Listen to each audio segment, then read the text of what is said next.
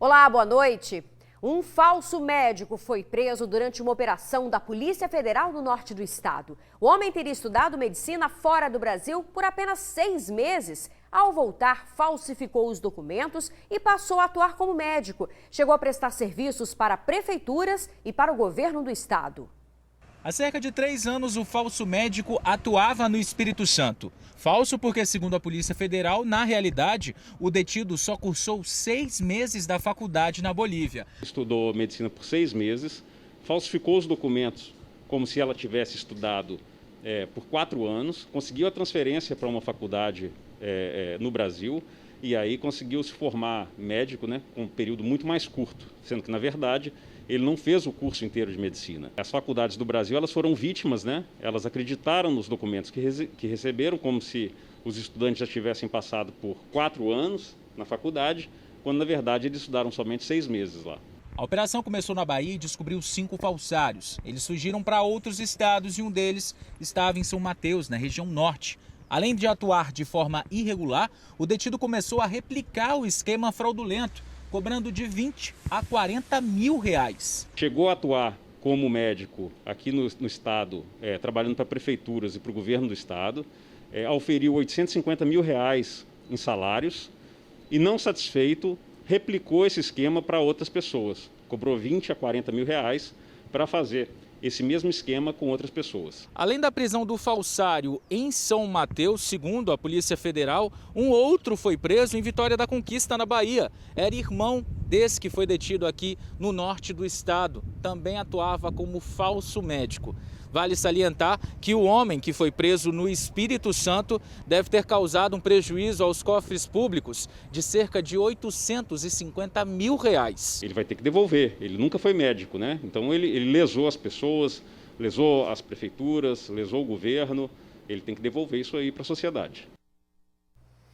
Olha, o Conselho Regional de Medicina do Estado afirmou que o suspeito está com registro ativo e irregular, conforme a legislação em vigor. Aí quando você vai ver, são esses falsos médicos que produzem aquelas fake news, Agora, a história inacreditável do pastor que foi preso por estelionato. Ele tinha 3 óticas em Cariacica e durante uma entrevista de emprego, ele pegava os documentos dos candidatos e usava para fazer compras em nome da loja. As vítimas só descobriam quando chegava a cobrança. O pastor e empresário Marcos Roberto Balieiro, de 52 anos, foi preso e encaminhado para Sergipe na madrugada desta quarta-feira. O pastor foi detido por policiais civis do Espírito Santo e de Sergipe, em Campo Grande, Cariacica. Isso aconteceu na manhã desta terça-feira. Ele estava em uma das óticas dele. Segundo informações da polícia, o pastor é suspeito de estelionato cometido em Sergipe. Ele veio morar no Espírito Santo há 5 anos e abriu 3 óticas que ficam na Avenida Expedito Garcia. Nós fomos até uma das óticas, mas as funcionárias não quiseram gravar entrevista e fecharam o estabelecimento durante nossa reportagem. Segundo a polícia, 3 vítimas do pastor e empresário moram em Sergipe. Ele abordava as vítimas da seguinte forma: observava aquelas pessoas mais humildes e oferecia emprego. Durante a entrevista de emprego, ele pegava os dados pessoais, cópias de documentos como CPF e identidade. E com esses dados em mãos, realizava compras. E quando as cobranças chegavam, é que as vítimas ficavam sabendo do golpe. Em Cariacica, ainda de acordo com a polícia, o suspeito de estelionato também usava os funcionários como laranja. Fazia eles assinarem documentos, se tornando sócios das empresas. Itamar é o proprietário deste ponto e disse que alugou a loja há 5 anos para Marcos. O inquilino pagava em dia o aluguel de 15 mil reais por mês. Itamar ficou surpreso com a prisão de Marcos. Fiquei muito surpreso, tá? Então, vendo o que vai acontecer aí, tá? Não esperava isso, não. Agora daqui para frente não sei como vai ficar, não, tá?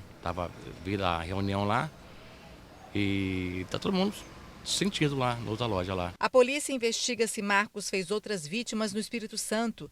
No Tribunal de Justiça do Estado, são mais de 30 processos em nome dele.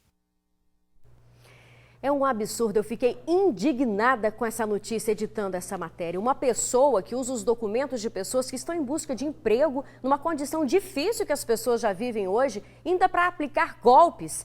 ainda discursa na igreja, pregando em nome de Deus. Olha, que tenha justiça na terra e, quem sabe, justiça divina também para ele.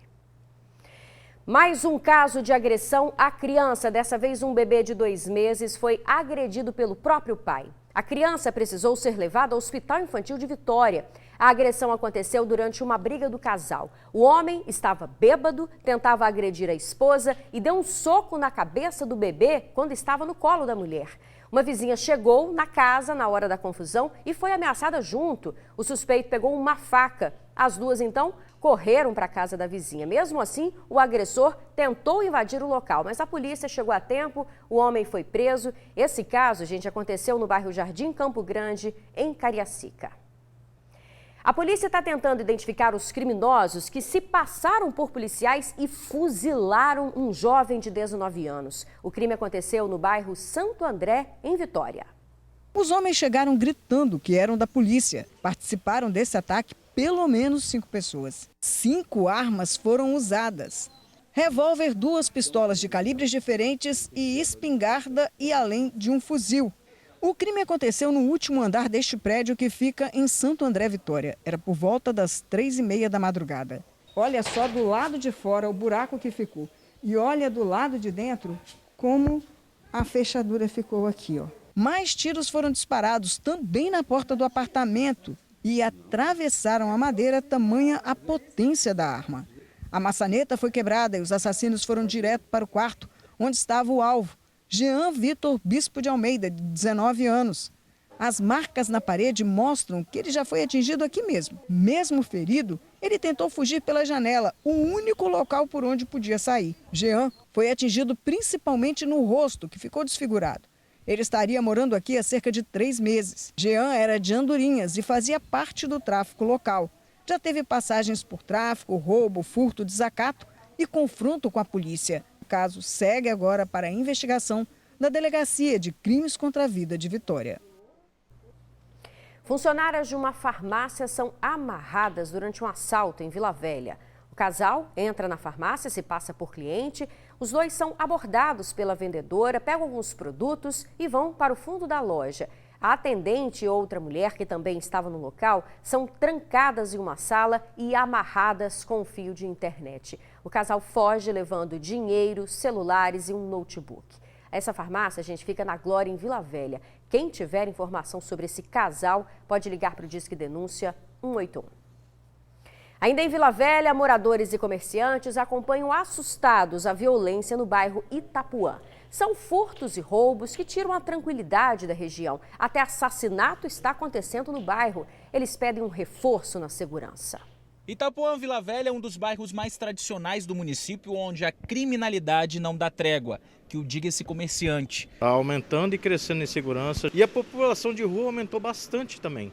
A quantidade de nóia que passa aqui é uma coisa assustadora. Na opinião dele, a insegurança é tanta que diminuiu a circulação de pessoas nas ruas. E você pode perceber que está parado o movimento, porque as pessoas estão com medo de passar na rua. Se tá ruim para o comerciante, imagina para o morador. É através do celular que o Bruno fica ciente do que está acontecendo no bairro. Ele é morador por aqui há 15 anos e é categórico em dizer: tá difícil demais, tá inseguro. Depois de 8 horas da noite, você não fica nem na rua mais. Todo dia a gente que tem alguns grupos de segurança aqui para moradores e comerciantes no bairro. Todo dia são relatos e mais relatos de assalto, de arrombamento, de furto. É tampa de bueiro que eles estão levando, é tudo. Uma situação que ilustra a insegurança que moradores e comerciantes, infelizmente, estão vivendo aqui na região de Itapuã. Aconteceu logo cedo, aqui nessa rua. Um homem foi baleado na barriga e na perna. Depois ele veio correndo, procurou ajuda aqui nesse posto de combustíveis. Segundo a polícia, ele também tinha uma arma, que depois foi verificado que era um simulacro, ou seja, uma arma falsa. Há 2 meses, um homem de 71 anos foi esfaqueado. O idoso estava em um ponto de ônibus. Mesmo entregando os pertences, ele foi golpeado. No calçadão, esse homem aí foi assaltado enquanto pedalava. Já no mês passado, a polícia prendeu um assaltante que promovia arrastões na região, utilizando uma motocicleta amarela. Pelo menos 7 pessoas foram vítimas, incluindo essas 2 mulheres aí, ó. O criminoso chega na motocicleta e faz a abordagem. Uma das mulheres que estavam na calçada não entrega o celular e foge correndo, enquanto a outra, infelizmente, é assaltada. Para o líder comunitário, a insegurança é maior do que a segurança. É que o efetivo da PM e até da Guarda Municipal não está dando conta de tantos casos. A Polícia Militar, junto com a Guarda Municipal, tem feito seu papel, tem trabalhado. Mas o grande problema nosso é o efetivo, seja da Polícia Militar e da Guarda Municipal. O bairro é grande, tem seus problemas. Eu não posso andar na rua de madrugada sozinho, porque nós temos muito morador de rua que são alimentados por moradores, coisa errada que nós não aprovamos, que a prefeitura, isso é dever da prefeitura, e à noite eles estão roubando. Precisamos urgentemente do vídeo monitoramento aqui no bairro, na cidade de Vila Velha. Guarda, prende, vai para a delegacia, sai mais rápido do que o policial. O policial está lá fazendo o BO e o cara já saiu na audiência de custódia. Então está faltando uma política pública assim, séria e uma parte mais enérgica da prefeitura também para acolher esse pessoal, não sei se obrigar, mas acolher para tirar da rua realmente. Olha, a Polícia Militar diz que atua no bairro, inclusive com policiais em escala extra. Já a Guarda Municipal afirmou que Itapuã teve uma atuação intensificada nos últimos meses e que não pode aumentar o efetivo devido a um decreto federal em decorrência da pandemia, mas que está investindo em equipamentos e tecnologia para ter mais eficiência. Em instantes, prefeituras se mobilizam para o grande mutirão de vacinação contra a Covid. São muitas vagas. Você vai conferir no nosso retorno. TN2 de volta, hora de falar do mutirão de vacinação contra a Covid, que vai acontecer no próximo sábado em todo o Espírito Santo. Serão 213 mil doses disponíveis para os municípios. A vacinação é para quem tem mais de 18 anos, mas é preciso fazer o agendamento, viu? O dia D de vacinação contra a Covid-19 no estado vai imunizar 200 mil pessoas que tenham mais de 18 anos de idade. E se você tem mais de 60 anos, por exemplo, e ainda não foi vacinado, pode fazer o agendamento. O objetivo é ampliar a cobertura das pessoas vacinadas, porque quando a gente amplia essa cobertura, a gente diminui a possibilidade de transmissão da doença. Então, quanto mais pessoas vacinadas, menor a transmissão da doença. No município da Serra, o agendamento será aberto no site da Prefeitura nesta quinta-feira, às 6 horas da tarde. Em Vila Velha, o agendamento também acontece nesta quinta-feira de forma fracionada, às 9 horas da manhã para quem tem mais de 24 anos, às 11 horas para idades entre 22 e 23 anos, 2 horas para 20 e 21 anos e às 4 horas da tarde para quem tem 18 e 19 anos. Em Guarapari, o agendamento ocorre quinta-feira, às 11 horas da manhã. Vitória e Cariacica, o agendamento foi disponibilizado nesta quarta-feira. Os municípios vão organizar a sua própria rede, as unidades de saúde vão funcionar e também pontos estratégicos de grande fluxo de pessoas, onde dá para receber muita gente, também estão sendo preparados para ser pontos de vacinação. O governo do estado já começou a distribuição das vacinas para os municípios que vão participar do dia D. Praticamente todo o Espírito Santo vai participar desse dia de vacinação. E Viana é a única cidade que já vacinou 100% desse público, com mais de 18 anos. Mesmo assim, o município não ficará de fora. Segundo a Prefeitura, os moradores com essa idade, que moram em cidades vizinhas, vão poder vacinar. Serão mais de 10 mil agendamentos disponibilizados a partir de hoje na plataforma Vacina e Confia. Sábado, que é o grande dia de vacinação, onde a gente espera vacinar mais de 200 mil pessoas. Em Cachoeiro de Itapemirim, a vacinação vai durar 24 horas. Será de sexta para sábado. Serão 15 mil doses disponíveis, mas é preciso também fazer o agendamento no site da Prefeitura. A vacinação no estado está adiantada em relação a outros estados do Brasil. Com uma população de mais de 4 milhões de habitantes, a gente tem aqui no painel Covid já esse percentual. Quase 59% da população capixaba já está imunizada com a primeira dose, o que representa mais de 2.389.000 pessoas. Aqui do lado à direita, a gente vê que 26% da população capixaba está totalmente imunizada, ou seja, com as 2 doses ou a dose única, o que representa mais de 959 pessoas, não são 1 milhão, né? 1 milhão, ok. Bom, com relação aos casos de coronavírus, 10 pessoas perderam a vida devido às complicações da doença, isso em 24 horas. No total, já chegamos a 12.107 óbitos e mais de 553 mil pessoas tiveram contato com o vírus. No dia do estagiário, o TN2 traz já vagas e dicas de quem conseguiu ser efetivado. Aguarde!